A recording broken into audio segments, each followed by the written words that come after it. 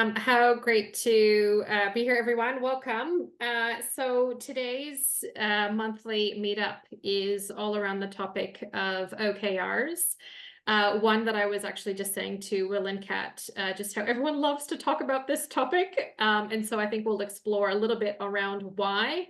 For me, it is because OKRs are a helpful tool, practice, mindset when we're looking to shift from output to outcome. And so when we are in a sea of lots of projects with lots of solutions that are being defined for us, we're trying to look for another way. We're trying to look for a way that actually articulates the value that we want to get from that.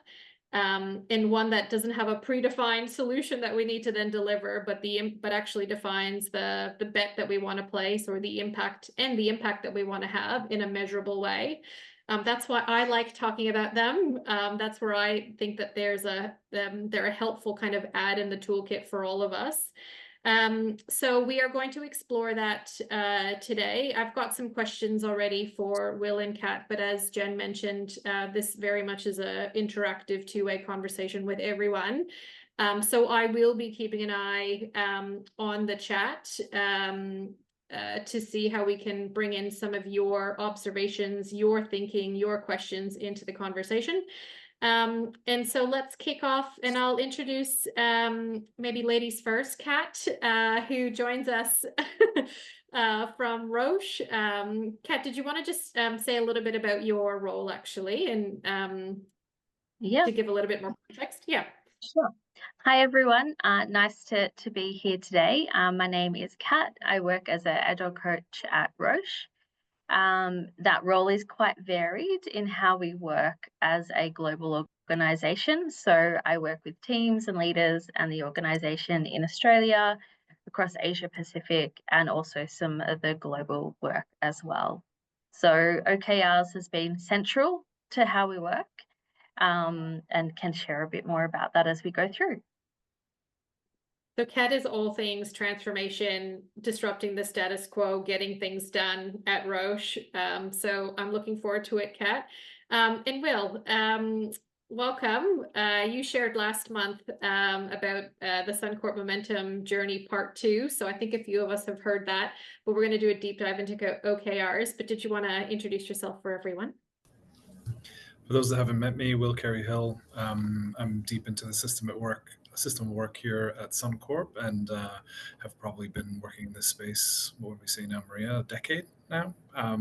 So very, yeah, Leo, you're aging me, but fair as well. Really looking forward to this conversation today. Amazing. So let's get into it then a little bit to get it started around OKRs then. And so the first thing, I guess, that comes to mind for me is a little bit of the why, like why OKRs within each of your contexts. Like, what was the problem that you were actually trying to solve? What were you looking to do with it? And how did that, in terms of the problem, how did that then help provide some motivation to actually think about OKRs? So we might start with Kat first. Go for it, Kat. What was your why? Yeah, so we started on our transformation about 6 years ago now, and that was a business agility transformation that really started first with finance and leaders, and it was around creating more impact. It was around being more customer centric, but also because we were hamstrung by how much time we spent planning and then just delivering the plan. We spent 6 months of the year planning. And I think what was certainly part of that was just quite a change in our ecosystem with the healthcare environment. We needed to become much more agile in how we were working with the doctors, physicians, and getting drugs to patients. And so our why was really around, we need to be a lot more nimble. We need to be really clear on, is the work creating the value and impact that we wanted to see? And so even when we started on that with our first little exploration and experimentation with outcomes, we quickly saw that 70% of the work in one team was purely internally focused. And so for us, it was a really good way to reorient into what are the outcomes for our customers and the business as a result. And so for Will, in your context, how much of that is a similar or different? So what was your why then at Suncorp around OKRs? What was the driver? Look, a lot of similarities, and great to see in the chat that others have similarities as well. Look, I think for OKRs, a lot of us go back to measuring what matters, and that was really key for us at Suncorp. Is in an era where the CSIRO can put backpacks on bees and get data from that, how do we be clear on what we actually want to measure? We've got lots of access to data, but what do we really want to measure? What's really important? And then in an era where we're so distracted, how are we really focused on the things that are going to make a difference? And so we were being asked questions around clarifying measurement and progress, and we were being asked questions around the value of what it was that we were delivering, much like Kat. So I think that's what drove us to look at OKRs. Yeah, nice. And so in a conversation that I was having last week, the thing that is on the front, I think for a lot of people, is how do we have that attention? How do we create attention? Because of all the things, Will, that you're talking about, what do we then focus on? So it's attention, not even just in what we focus on individually, but as an organization, how are we then sensing and responding in the right way? So I think, yeah, I'm keen to hear from others in the chat to see if that resonates.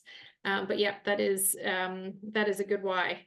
And so then, Kat, from your perspective then, within kind of Roche, and I think having heard, the elements of your transformation story over the last, handful of years, you've done some amazing things about being able to become actually more outcome focused and aligned, and embedding those into your system of work. So can you maybe tell us a little bit about how, what does that actually mean? Yeah, what does that mean? Yeah, definitely. And so across our commercial organization, so 100 countries, quite a few thousands of people, it was really that shift to having it as a key component of our operating model, basically. So not just having sort of that OKRs, but how we actually organize ourselves around those outcomes as well. Particularly in a global organization that's decentralized, the work is complex. And so we have lots of different capabilities or expertise that need to contribute to that work as well. And so it really helped to organize then around outcomes, because I would estimate, say, 70 to 80% of the work is cross-functional. And so you need to have that end-to-end view of that value creation and the right people in the room at the right time, but with a level of understanding that the work we do, we do together. And so particularly in drug development, there's a lot of rigor. There's trials, there's data, there's all of that. And so in how we work with our global colleagues and functions is we have sort of 3 timeframes. So long-term, mid-term, and then short-term. And so everything is nested, based on obviously OKRs. So it's really around, are we going in the same direction in the value we want to create? And where do we then find opportunities to then work together around those outcomes? And so you will have your team that you would work with in Australia, but that might also then be a global team, a team, but it's really focused on what is the customer problem we're solving for. And so that flows through all of our outcomes. So it's really clear around that strategy to execution piece, particularly then around those key results. And it's really around what is the impact and value we want to create for patients, for the healthcare ecosystem, and obviously then the impact then to the business. So it's getting that clarity around what are we trying to achieve. We also have a big focus on sort of that ambition mindset. So in OKRs, are they stretched? Are we aiming high? That's how our KRs, our measures, are also baked in. So It's not around what we expect to achieve, but what do we want to achieve? And so that obviously requires some psychological safety in teams to work towards that. And this is where we had then also baked in some beyond budgeting principles. So we have that outcome alignment also with priorities and impact. So it's a whole part of the operating system.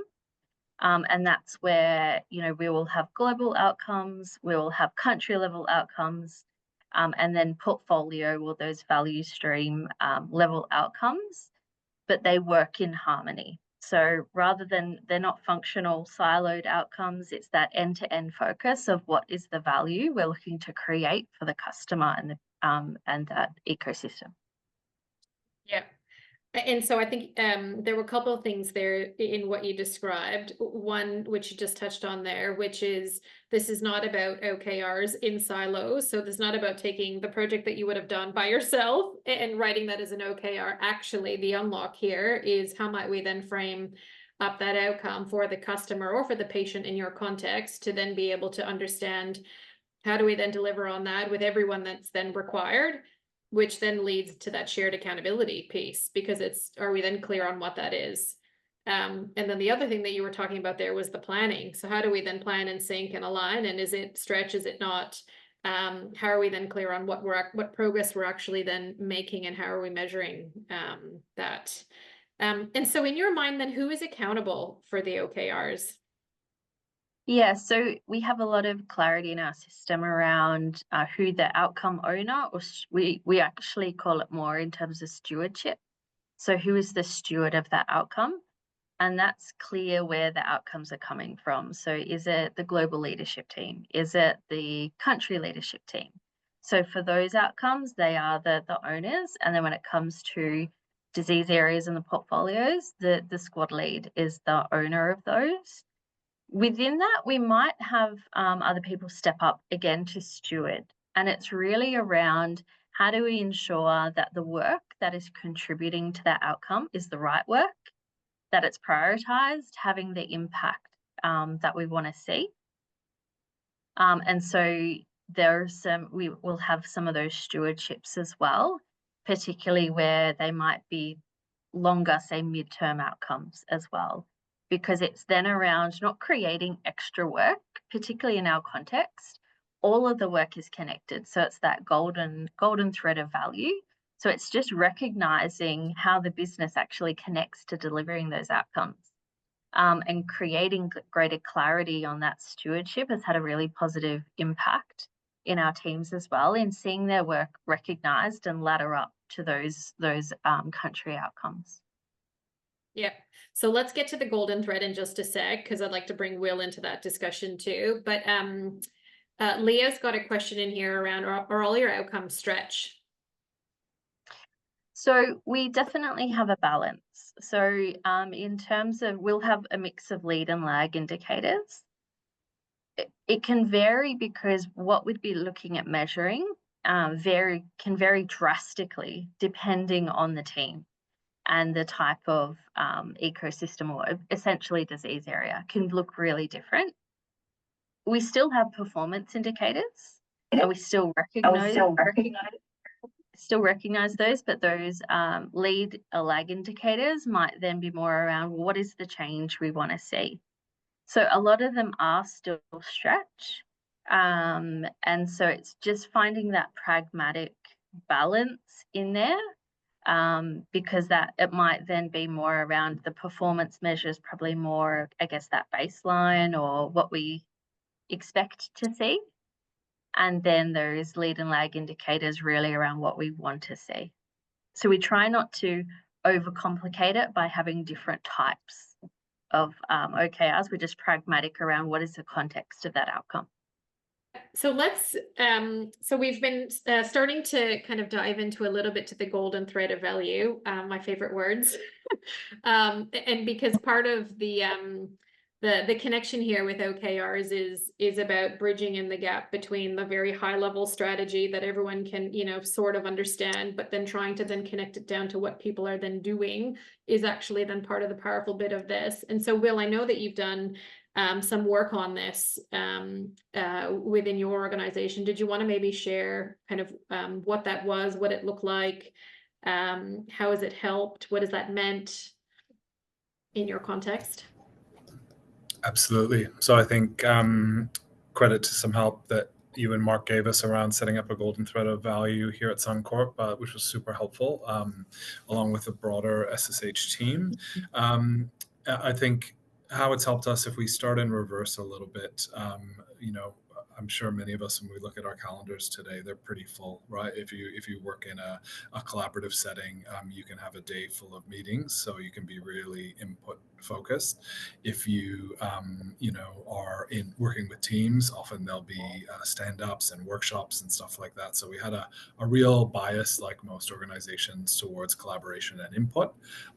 We could then turn that input into output, but sometimes defining what the outcome was that we were getting for that, let alone the impact of that outcome, was a muscle that we had to build. So the last 2 years, we run full of enterprise golden thread of value sessions, which really helped connect what is sort of a typical 10-point plan at a you know, executive and board level, all the way down to what are numerous initiatives that we're driving throughout the organization. And so we found that super helpful to align, in particular, the work we were doing to both the value and the outcome, and then really critically the impact of that outcome as well. So, and that's kind of how we set up our golden thread of value. So starting at the top, we have OKRs that sit at the enterprise level, and then they cascade into our various lines of business as well, and they're multi-year and annual at a minimum, in terms of similar horizons to what Kat has described. And all of that then breaks down into the actual true change that you need to deliver, the true outcomes that you need to actually achieve those kind of business level strategic imperatives in our language. So we have an enterprise layer, they line up to the line of business, and those are at a very strategic level, and we set those in an OKR setup. And then we look at the more leading indicators that Kat's described, in terms of how do we know that we have enough customers who are liking, trying, using what it is that we're creating. How do we know that our people are enjoying it? And so we get down to that more outcome level. We then line up all the work underneath that. So that might sound like a painstaking process, but literally every initiative in the organization is aligned through that golden thread of value. And we've seen huge value in doing that. One, it's made work visible, it's made value visible across the organization, it's helped us prioritize, and it's just also hit on that kind of key engagement score where people are like, how does my work influence what we're doing as an organization from a strategy and purpose perspective? So it's helped us kind of be more efficient in our delivery, it's helped us be more effective in our delivery, and it's had the uptick of you know, bringing our people on the strategic journey, and our stakeholders see a lot of value from it as well. So Louisa, I'm not sure if you're on a spot to pop off on mute, and I haven't given you warning, but you've got a question there about the education process. Can you come off mute and ask it, or I'll ask it for you if not? Yeah, happy to. Yeah, no, happy to. Thanks. Yeah, it was more of a sort of communication rollout type approach when you're starting to shift to this type of OKR model, so shifting from outputs to outcomes. Just interested on people's experiences around how do you go about that education and awareness, and what's made it successful, or what's worked, what hasn't worked. Did you want to start with that one, Will, and then we'll hear from Kat? Happy to. I think within your question, it's very well framed that it is very much a journey, and an education journey. It's a muscle that you have to build, and I think being prepared for that first up is really helpful. Our first go at OKRs, you know, we were, as you would expect, it was very early days for us, and we've just gotten better along the way. We think value definition, outcome definition, we look at that as a capability that you have to build, and it's going to take a number of goes to get really effective at it. It's also can be tricky in certain areas, like what does a good risk or regulatory or OKR look like? Sometimes that's harder. What about OKRs kind of more aligned to deep platform work and reducing tech debt and things like that? That can be a little bit more challenging as well. The more tangible business outcome OKRs may be a little clearer, but sometimes there's a lot of key work we do as a business just to keep the lights on and ensure we can run our business. That's a muscle you have to build as well. So I think just getting started is absolutely key, and all the good framing around how you do that in terms of starting small, inviting, over inflicting, building out a bit of a coalition. And I think by putting a bit of I think it was really helpful for us to actually have sessions around the golden thread of value, and that helped educate people. Like we just literally had OKR setting sessions and then OKR alignment sessions as an organization, and having everyone in our organization who's delivering outcomes aligned to that and learning together was really helpful. We also spotlighted a few areas that had done it really well. So we would just shine, oh, here's an area that's done a really great business OKR. Here's an area that's really looked at their more platform aligned OKRs and have defined them really well. So I think all the things about a typical education journey that are helped us. And then just putting some dedicated time and forums around OKR setting and golden thread of value alignment were super helpful. So what do you think, Will, is the role of the value realization office, or like the team that is meant to help orchestrate and enable kind of the portfolio? Did you want to maybe touch on that a little bit? And then Kat, I'll come to you around the outcome stewards, because Martin has a question on that, because I think between the two, that's where the education and coaching comes from. But yeah, go for it, Will. Yeah, and look, I think we shared a little bit last month around our journey, and one of the things we've been able to do is we've been able to work to more persistent teams, which help us fix our cost, and then we were able to drive some really good delivery. So output was actually no longer an issue for us. We were actually getting a pretty good cadence around delivery. Well, then for the value realization office, if risks are tracked really well and cost is relatively fixed and output is happening, what's left? It's actually really good outcome definition and progress towards OKRs. So that was a bit of a shift for the people who work in our value realization office, where they were used to having to manage all those other things that can be really challenging in a large, complex organization. And now the gap became around value definition, tracking to outcome. And if we think about it, like our goal is not to be busier and do more work. Our goal is to reduce the amount of work we can do for the biggest bang from an outcome and impact perspective. And so I think that was a huge opportunity for us as an organization, and the role became the key role of the value realization office. And our own people had to go on a bit of a journey there in terms of the capability shift, but it's one they've welcomed and kind of really grown into over time. And so then, Kat, from an outcome steward, because Martin, did you want to ask your question about the outcome steward, Martin? Yeah, thanks. I guess I was just trying to understand if the outcome owner or steward is like a person or like a group of people. Sort of mentioned a leadership team, and this goes to like how do you manage accountability, responsibility, that sort of thing. Yeah, so there'll always be at least one clear owner, and certainly for our country level outcomes, they're owned by members of the leadership team.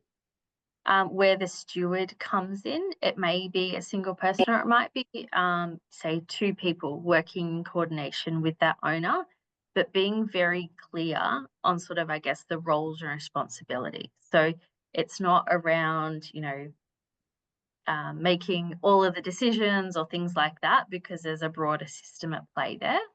But it's really just, it helps to enable how that work is connected to the outcome.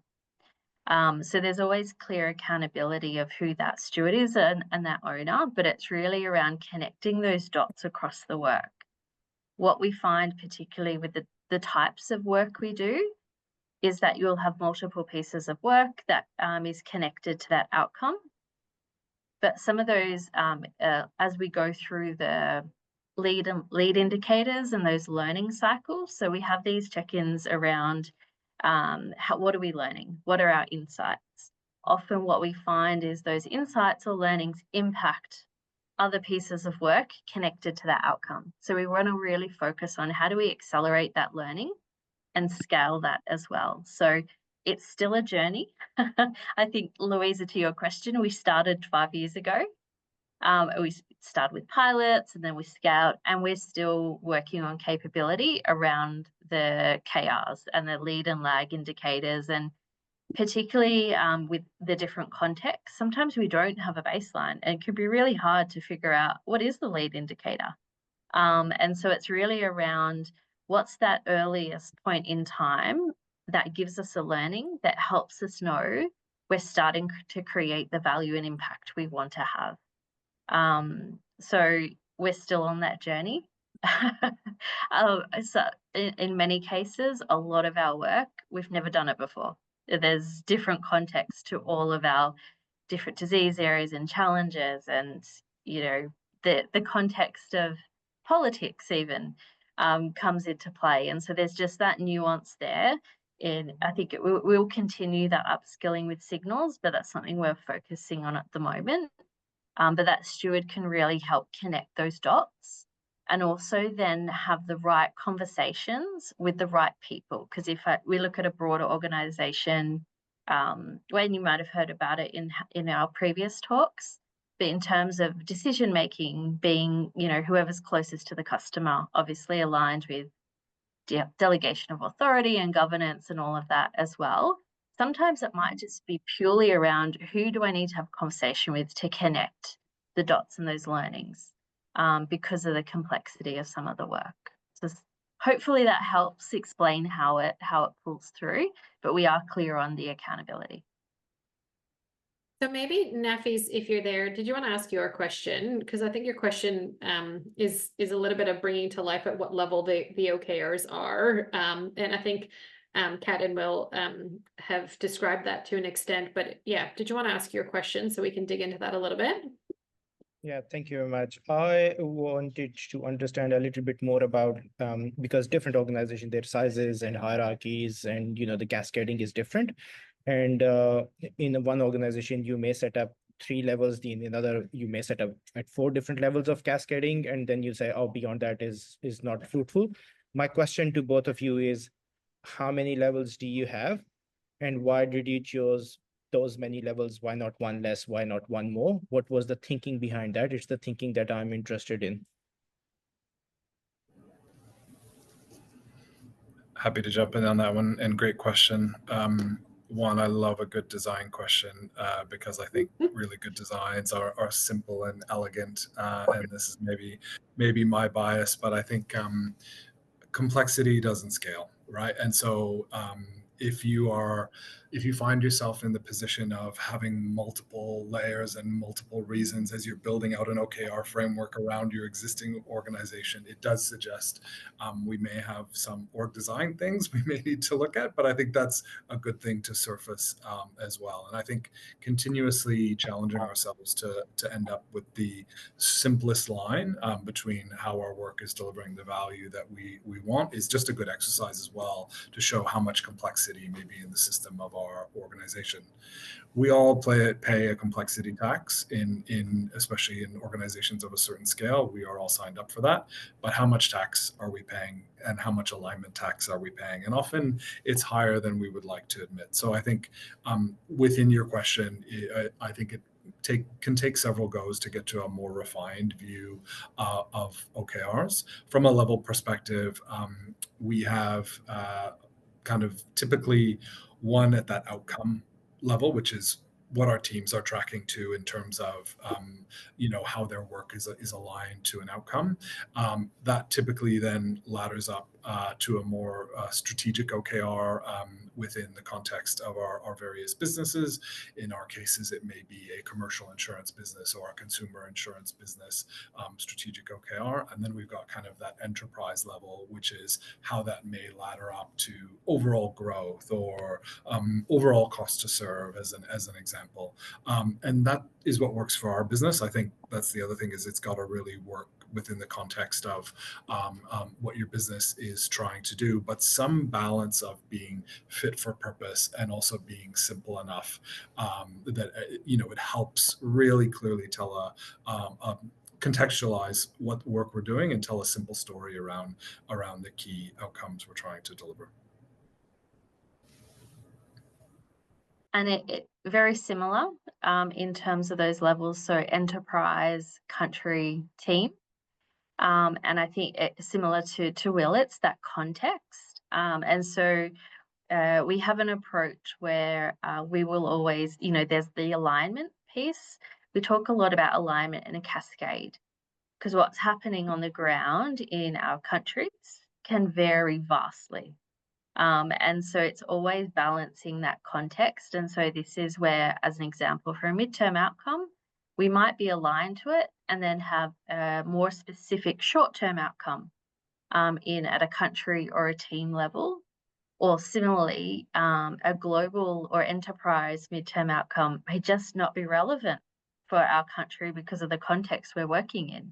And so we might need to then write our own midterm and long-term outcome to take in that nuance. So it's always just that balance of appreciating and understanding the context, but where it is clearly aligned, just adopting that outcome. The measures may look different at a country or team level, but not necessarily having to rewrite the same outcome if we're wanting to achieve the same value and impact. Gotcha. Thank you very much, Jared. Thanks for the question, Nafis. So remember, everyone, CAT's context, global organization, global was enterprise, countries would be Australia, and then team. Whereas for Suncorp, enterprise is the organization here, and then the laddering of the business units and whatever else. So again, it's very contextual. So there are a couple of questions in here around metrics.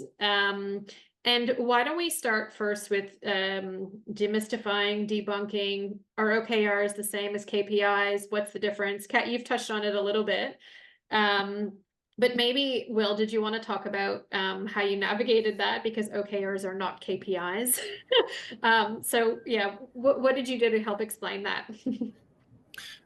Great question. And I think for those of us that are trying to drive ways of working transformation, what we want to avoid is sort of that, my jujitsu beats your karate, and you end up in these sort of wars over is it KPIs or is it OKRs? We're probably like a lot of organizations, we have both. And so we have at that whole of enterprise level a balanced scorecard aligned to KPIs, and that tells us how we're going or how we've gone from a results perspective. And we use our OKRs to more directionally guide where we would like to go. And we find that it's easier to contextualize from that perspective. It's easier to provide nuance. It's easier to add meaning and really set the direction going forward for what it is that we're trying to achieve. So I would suggest if you're an organization that's been around a little while, you will probably end up with both, and there's nothing wrong with that. There's a world that can have both soft tacos and hard tacos, even if we know soft tacos are the right answer to that question. Controversial, I know. And how have we navigated that? At the whole of organization level, we have KPIs, and look, I would imagine most organizations have very similar balanced scorecards, and those matter to our people because it is linked to incentives and things like that. And there's a little bit of work to be done to make sure that your OKRs ladder up to that and they're contextualized within the framework of how we're tracking from a KPI perspective. But we haven't found it too hard to create that alignment. I think with a bit of work you can get there, and then what happens is our OKRs really guide what we need to do and what outcomes we need to achieve, what impact we need to achieve to deliver on those results. So I think in the early days there's often a bit of pushback. Do we really need another measurement framework? We've already got one. Once you get people over that, people will see the value of the directional aspect of OKRs and really guiding where we're trying to head, pushing us, stretching us, contextualizing it, and ultimately when we then go, how did we go? KPIs can really fit in terms of that overall organizational results piece. And I think, Kat, you were mentioning before to kind of connect what you were saying to this conversation. your key results for your OKR might actually be a KPI, and that KPI might be the one that's red or something that needs to change. And Will, to your point around how are we then focusing on the things that actually need to change with OKR so that we've got that strategic clarity. That's it. There's nothing more to it really. Did you have anything to add there, Kat? No, I think you summarized it nicely. I think they work hand in hand. It's really then around for different outcomes. If they're, I think particularly in our context as well, we have to collect certain types of data. It's regulated. And so I think there's also some of that balance there, but it's then around if we are collecting it from a performance perspective, do we want to see that change? Or what is the change we want to see? And so I think it's just that balance. So I think they certainly can and do work hand in hand. It's just being clear around the context, and also where is the information coming from? Is it hard to get the data? Because sometimes it's really hard to get the data. And so it's then also that balance of, well, what are we learning from that information? So I think that's also really important. How is it helping us make decisions? How is it helping us guide us around prioritizing the work? Or it might be stopping work or pivoting or whatever it might be, but just how are we using it to be nimble in our approach so that we're focused on creating the value we want to see at the right time as well. So Nadia, did you want to come off mute if you can and ask your question around a certain kind of metric that pops up sometimes? Yeah, thank you. Hi guys, just managed to get home, so I've been listening in the car. Great conversation, loving your thinking, love everything you're saying. Hey, I live in a world which is a sea of projects and outputs, and I'm trying to get people to start to think about how might we measure and how might we know we're going in the right direction. And I'm really struggling with some people who are literally like, oh yeah, but when we get the report, that's that real milestone is the leading indicator that we've hit the milestone. And getting them to move past that to see something that's more about learning than hitting a milestone as a leading indicator. Do you guys have any guidance or thoughts on how you can help people get past that thinking that the milestone's the best leading indicator? Yeah, and look, I come from a very similar world, Nadia, so I know your context very well, and I'd imagine Kat has a history there as well. In the beginning, we started with an invite over inflict mindset and kind of just went, look, how do we contextualize a bit those milestone measures? If that's what people know and that's what they're tracking to, how do we give them an OKR framework and try to help them move in that direction, but not go so far that they just feel disconnected from what they understand today and what they're driving to. And over time, we were just able to shift away from an output measure towards more of an outcome measure. But that took some time, and there are still areas like maybe for a big regulatory piece where it's hard to create a tangible measure around achieve what the regulator has asked us to do, as an example, right? And so what we've done is find a bit of a balance between moving our organization forward in terms of that learning journey and that education journey and what's going to be valuable for us from an outcome perspective, with meeting people where we're at and where they're at, and just kind of helping it not be too far away from what they understand today. That's worked well, and probably that's where I think if you set a cadence around it, every quarter you go a little bit further, every year you go a little bit further, every multi-year strategic planning session you're able to go a bit further, and you start to see some of those milestone measures drop off once the comfort of actually hitting milestones is there, and you start to see more of a focus around those value measures and what we're trying to really do from an OKR perspective. That's been our perspective anyways. Kat? Yeah, very similar. And I think sometimes the milestone is an output. So helping people just to get really comfortable with what an output is. If it's milestones, let's just call that out and map it out and think around, well, what would that mean for the work we choose to do now? Or is it a decision point? So particularly in the context we work in, we look at it as event driven. So we know there might be certain events in the external environment where we have to come together quickly to change things.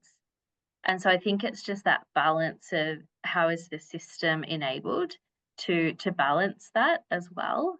I think the other part in terms of milestones is probably helping people have the right discussions at the time around, okay, that is a milestone. Is that a critical success factor as part of the outcome you want to achieve? So it might be just sort of thinking, I guess, around how does the strategy component connect in, so that people aren't trying to merge everything into a measure that isn't a measure, but it's something valuable in the context. Or on the other side, is it still valuable? But I think it's probably just putting it in the context of what is the importance of the milestone in the context of the outcome you're driving. Yeah, I think I think Louise has shared a great example in the chat of kind of, if you use regulatory changes as an example, your first level of maturity might be somewhere around meeting your regulatory obligations. As you go a bit deeper, you go, what is that regulation really trying to help us shift? And then you might even go further. If that regulation is designed to protect people or customers, how do we then get ahead of that and design an OKR around that? So I think that's a good example of a maturity curve you may go on from what starts out as more of a milestone and gets you to a more value-focused OKR. Yeah, I thanks Nadia for the question, and Louisa for the ad. I think what you both in your answer, like I think the takeaway is actually the probing questions and the things to help guide people. It is actually what you've just articulated. So this is not about a right or wrong. This is about meeting people where they're at. And often we go to the milestone because that's actually what we're familiar and comfortable with. It's much easier for me to say, I think I might be able to hit that date. So don't take it away necessarily. Think about what is it that we're trying to do and why, and then help reframe. And one of the things that I like doing is actually pointing out that we haven't taken away the milestone. The milestone is still at the quarter. It's still at the year. It's still at the multi-year. So if you really need a date, we can still hang our hat to that. If you need, but understand the regulatory date somehow. Sometimes that there is a external date that you need to meet as well that needs to be part of it. But yes, how can we meet people where they're at? Good questions. Maybe just one last one around metrics and data. Kat, I'm keen to hear. You mentioned that finding data is hard. And I often get this question too. Like we have all these OKRs, great. And now we have all these key results, some which we can't even measure today. We want to, but we can't. How do we get started? So what would be your ninja moves or your advice around getting the data? Yeah, so I think some of the things we've focused on is, first of all, just us having the conversation around what do we want to learn first that would help us understand value. So being able to just describe that, and then are we already collecting some data that is kind of connected to that we could potentially use as a surrogate, as a starting point. Because of some of the data we have, there's lots of, I think, different parts in how they're connected. So just as a starting point, is there something that we could think about that could help us understand if we're on track? In other cases, it might be sourcing whole new data sets, which we've certainly seen and experienced. And I think what we'd focused on something last year as a global organization, because we know this challenge in creating, thinking around signals and measures, was within our context, what are some of the common ones that we come across at different times in the different types of work we do? And so we created a library for teams. Thinking around the types of outcomes we have, what might be some of the lead and lag indicators that we typically use, and where is that information located? Because even just having that is a really good start of a discussion around, is this the right piece of data? And if it's not, where might we get other data from? And I think this is where, particularly with our different types of outcomes, context is critical. Because that data can come from so many different sources for us. And so it's just being really, really clear on the context around what that looks like. But I think just having that discussion around What do we want to learn? How will we know we're heading in the right direction in creating the value and impact that we want to have? And what would be the earliest piece of information that may help us make a decision to either continue, stop, or pivot? So hopefully that helps, Maria. It can be really, really hard. Yeah.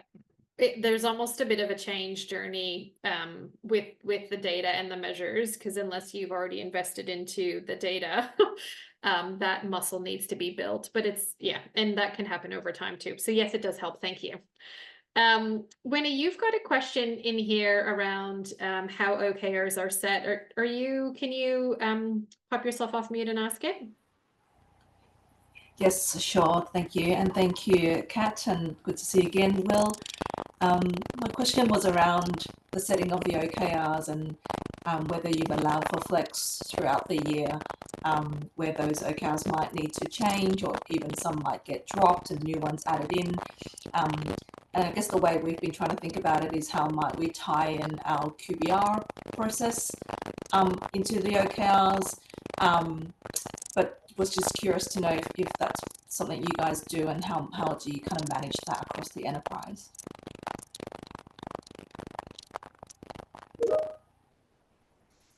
Can you hear me? Yep. Yes. So yeah, we can hear you. Yep. So I can start on this one. So we do have it included in our cadence in how we work, so it's really clear around the time points, not even just within Australia now, but also globally, around when those outcomes are revised and set at the different time points. For us, there's always a component of event-driven nature that may change one of those outcomes from a strategic perspective. It's just the nature of the type of work we do. And so we're always got that in mind. If context changes, we don't wait and continue to work on an outcome that is no longer relevant. We change that. And so that's where our midterm outcomes are 1 to 2 years, and our short-term outcomes can be up to 1 year. And so that just gives that flexibility to be really focused on what is the most critical component next in terms of the value we want to create. They're always laddered through, but it's certainly part of so we work in 4 monthly cycles, but at that meeting, our version of the QBR, we share progress towards those outcomes, what we're learning, and then from an organisation perspective, if there are certain call-outs around this is where we need to focus right now, we will have those call-outs as well to help people think around what's important in their team and their progress towards their outcomes and the type of work as well. So we have that, we share that clarity, and it's connected in our version of the QBR. Yeah, I think great explanation, Kat. And I think Winnie, in our case, we're aligned to our strategic cycle. So like ultimately, if you step back and you go, this is about what are you trying to do, and how will you know you've been successful, and how will you measure that you've been successful, it should be aligned as much as possible to what you're trying to do strategically. And so we would have a multi-year view, and then similar to Kat, an annual view, and we would track quarterly progress against those OKRs. But you also don't want to be slave to a strategic framework, right? Like you want to, really overbound to a framework that you've set up. To Kat's point, you may close out an OKR within a quarter. If that's the case, you've hit it, you've achieved it, fantastic, great. And similarly, context may change. Like I think all of us have been hit with the wave of AI as an example, and that may have shift midway through a year, and all of a sudden you've got to reset some of your objectives and key results. So I think within a strategic framing and aligned to what we're trying to do is always a good place to start, but then allowing yourself the flexibility to pivot as needed. Thanks, Winnie, for the question. And Will, I think you're itching to talk about technology. So there was a question in the chat around tools, and it was, what tools do you both use to track OKR? So let's talk about that first, and then let's talk about AI.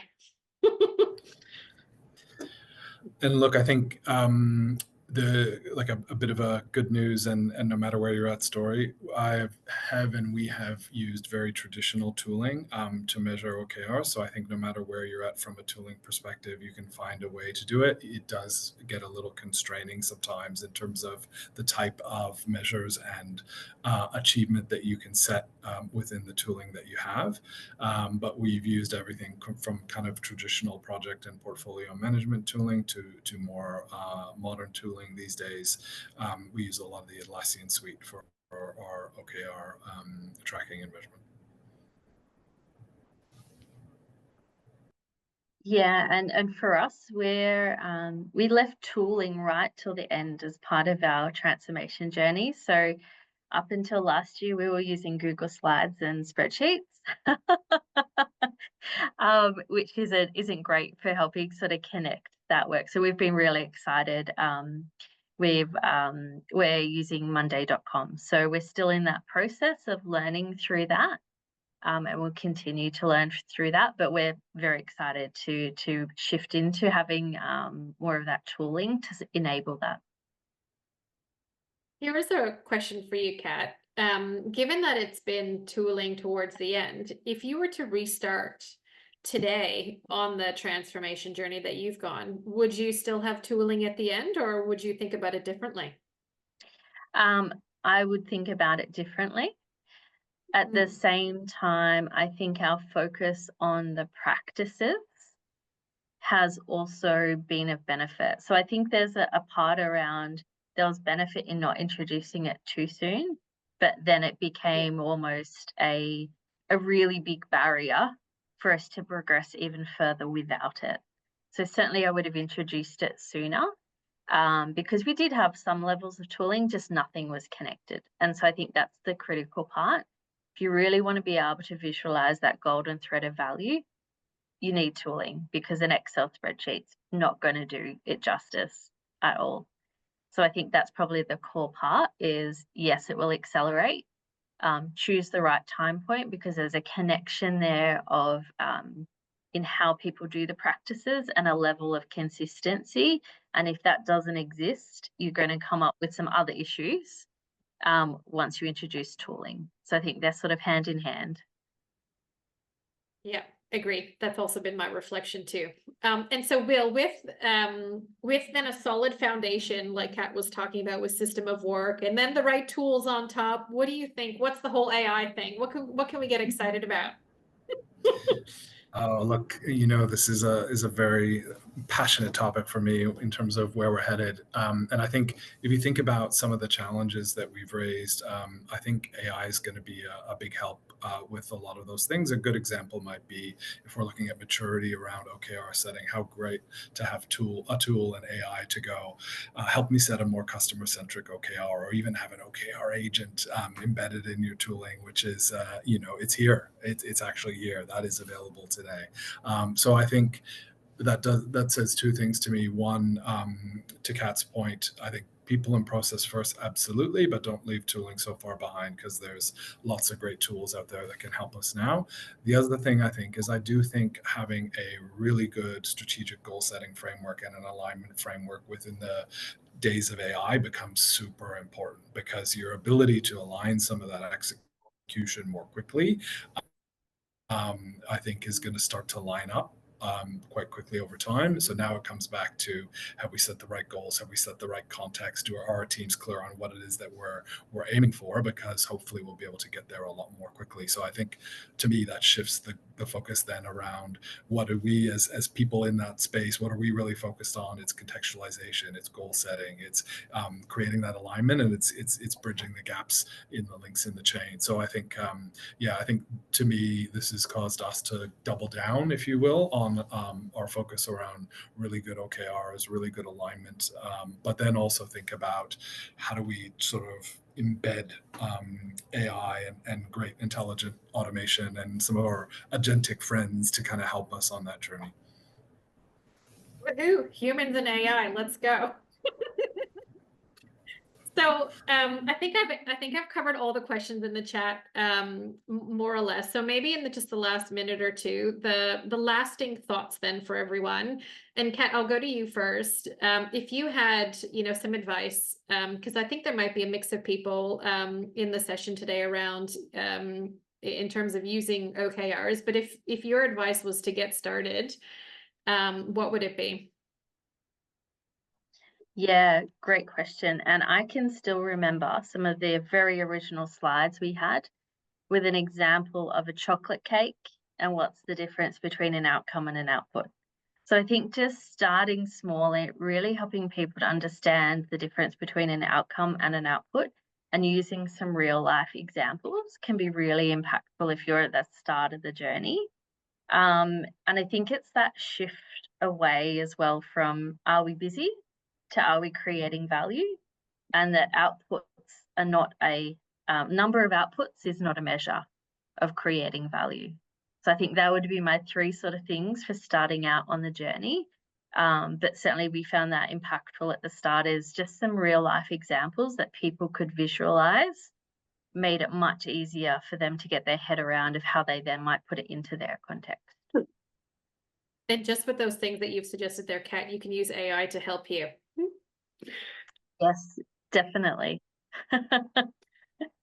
And so if that's the tips for getting started, well, if you're then struggling, in your context with OKRs, I actually think, Kat, some of the tips you suggested there would help if you're struggling too. But did you have any builds, any things that you've learned that might be helpful? Look, I think keep it simple. Complexity doesn't scale very well. The first time I had a go at this, we built Frankenstein's monster of complexity. So don't feel bad if you find yourself in that situation, but equally keep challenging yourselves to simplify. This is about really good alignment of strategy and execution after all. And then I think there's no wrong time to get started. And if you find yourself stuck, come to the community, put it out there in terms of being stuck, and reach out to those, sort of OKR ninjas you might know. I've had to do that at times to go, look, I've just found myself, I've just tangled myself into knots. Please help us wind our way out of here. And I think being, sort of humble enough to ask for help, there's nothing wrong with that. Great way to end. All about the community. Love it. Thanks, Will. Well, thank you both, and for everyone for your questions, for your insights, for the things that you wanted to learn more about. I certainly enjoyed the discussion, and it's a woot woot for AI for me. So let's go. But thanks for the discussion on OKRs, and we will see you next month. Jen, next month is Auckland City Council, is it not? That's correct. Yeah, so we've got a great case study share from there too. So different context again. So we'll be good to see everyone there. So thank you, everyone.